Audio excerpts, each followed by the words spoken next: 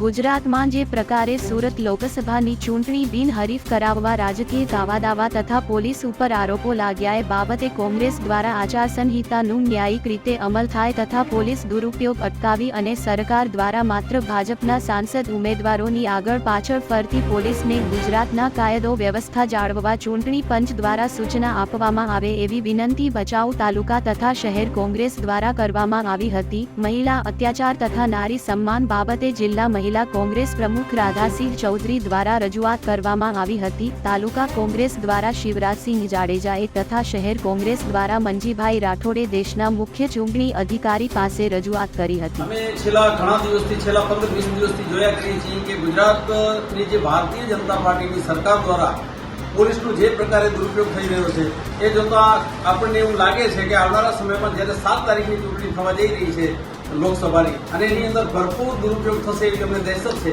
એટલે અમે ભારતનો જે મુખ્ય ચૂંટણી આયુક્ત છે એને પણ એક પત્ર લખીને રજૂઆત કરેલી છે કે જેવી રીતે સુરતના ઉમેદવારનું ફોર્મ રદ કરાવવા માટે કે ખેંચાવવા માટે બળ પ્રયોગ પોલીસ દ્વારા જે પ્રકારે કાવાદાવા થયા એવા જ પ્રકારે મતદાનથી લોકોને વંચિત રાખવા માટે જે પ્રકારે આખા ગુજરાતમાં ભારતીય જનતા પાર્ટીના વિરુદ્ધમાં લોકમત ઉભો થયો છે અને લોકો એને સંપૂર્ણ બાકીની 25 સીટ ઉપર હરાવવા કટિબદ્ધ બન્યા છે।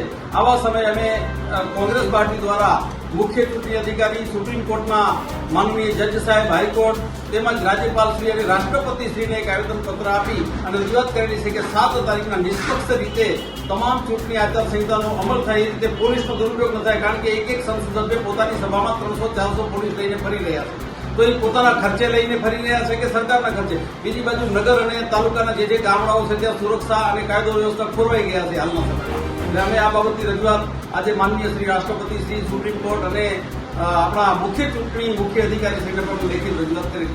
જ્યારે આપ જોઈ રહ્યા છો હાલમાં જે છેલ્લા 1 મહિનાથી જે ભાજપ દેશમાં છે જે ઊંડી રીતે હારવાની બીક એ ધારી ચૂક્યા છે કે આપણે હારવાના જ છીએ।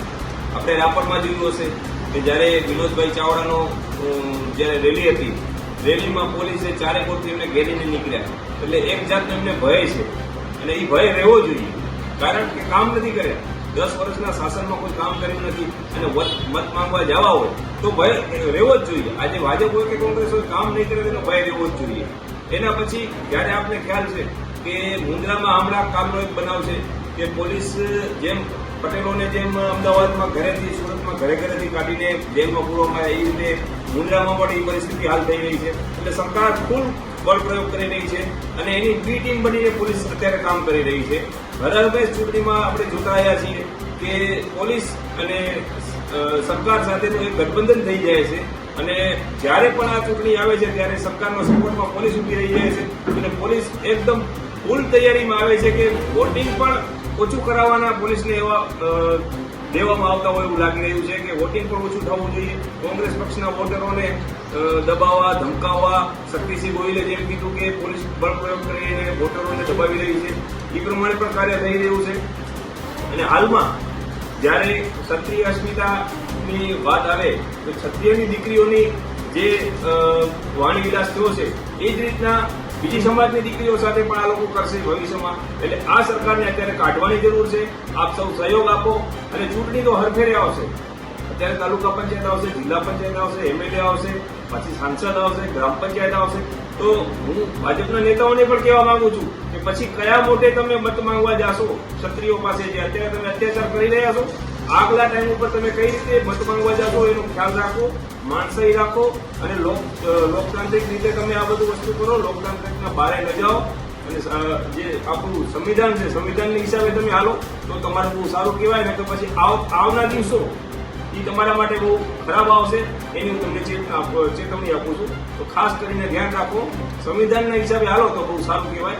મારે તમને એટલું જ કહેવું છે અને પોલીસ તંત્રને પણ એટલું જ કહેવું છે કે તમે જે બગાડ આપે છે સરકાર તો સરકારનું અત્યારે ચૂંટણી આવી છે તો કોઈ સરકાર નથી એટલે તમે તમારું કામ વ્યવસ્થિત કરો એવી અમારી આશા।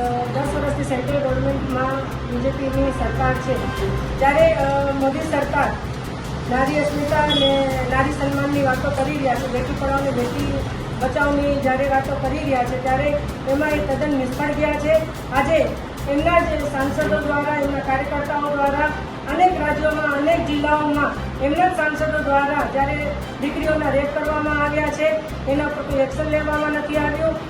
મણિપુરમાં જોઈ લઈએ આપણે, જ્યારે બે દીકરીઓને એને શરમની વાત એ છે કે જ્યારે એક સિપાહી આપણા જે રક્ષક છે આપણા દેશના, એમની જ્યારે પત્ની હતા એમની સાથે જ્યારે એવો દુર્વ્યવહાર કર્યો, એમને જે નિર્વસ્ત્ર કરીને મણિપુરમાં ફરાવવામાં આવ્યું, ત્યારે બી આપણા વડાપ્રધાન નરેન્દ્ર મોદી ચૂપ રહ્યા ને એ પોતાની સભાઓ કરતા રહ્યા, મોડલિંગ કરતા રહ્યા. ત્યારે બી એમને શરમ ના આવી કે આજે જ્યારે દેશની દીકરીઓ જેમના માટે મોટી મોટી વાતો કરે છે, બેટી બચાવોના નારાઓ સાથે મોટા મોટા હોલ્ડરો મૂકવામાં આવે છે, ત્યારે એ બેટી બચાવોના એમના જે વાક્યો છે નિષ્ફળ ગયા છે. આજે એમના સાંસદો દ્વારા બેટીઓનું દુષ્કર્મ કરવામાં આવે છે.